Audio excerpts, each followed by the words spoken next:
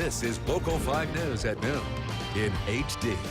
Good afternoon and thanks for joining us. I'm Rich Clindworth. We will get to Election Day in just a moment, but first we have an update to a standoff that began last night and continued through this morning, leading to the closing of a Lakeshore school today. Sheboygan police say a 21-year-old man has been apprehended without incident.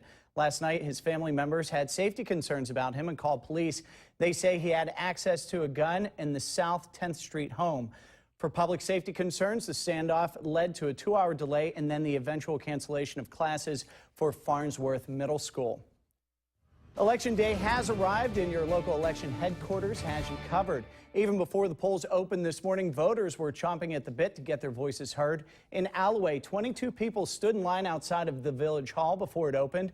While many said that they're looking for a change in leadership, others feel the state is on the right path. Alloway voting officials expect their voting numbers to be well above the state's projected turnout. And those polling places expect to get a bump in activity as we speak. Local 5's Melaine Wells is live in Green Bay now with that part of the story. Melaine. Thanks, Melaine. Meanwhile, the state attorney general is sending extra help across Wisconsin to ensure the election has integrity. Assistant attorneys general and special agents will be stationed at various polling places, including Green Bay and Appleton. They will observe and assist local election officials as well as ensure compliance with state election laws. Even though it's Election Day, the candidates are still campaigning, trying to get those last-second votes. Earlier this morning, Governor Scott Walker cast his ballot. He then traveled up to Green Bay, where just a little bit ago he took part in an event at Kroll's West. And while there, the governor had a snack of Wisconsin cheese curds. Democratic candidate for governor Mary Burke was also in Titletown this morning. She met with supporters at the Democratic Party of Brown County headquarters. Burke encouraged everyone to get out and vote today.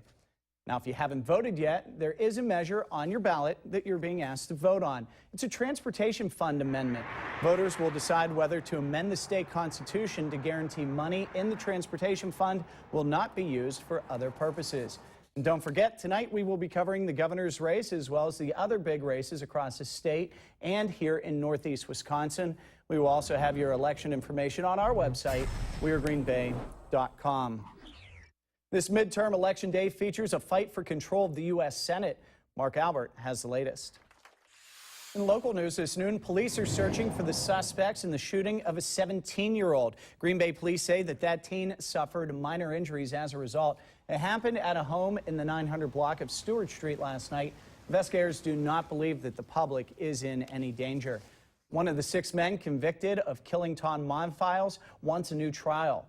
The Milwaukee Journal-Sentinel reports that lawyers for Keith Katuska filed a motion for a new trial. His attorneys believe that Monfiles killed himself. He was found dead in a Green Bay paper mill's pulp vat back in 1992. All 6 men convicted in his death have tried to appeal their convictions, but only one, Mike Pazakowski, was exonerated in 2001. Take a look at this video. Police are searching for a woman after she was seen here being forced into a car. She's identified as 22-year-old Carlicia Gaithier. This happened in Philadelphia. Her phone and glasses were found at the scene. Coming up, Vikings running back Adrian Peterson's criminal case could be resolved today. We'll tell you why. Plus, there's a new drawback to working the night shift. That's coming up in our Health Watch.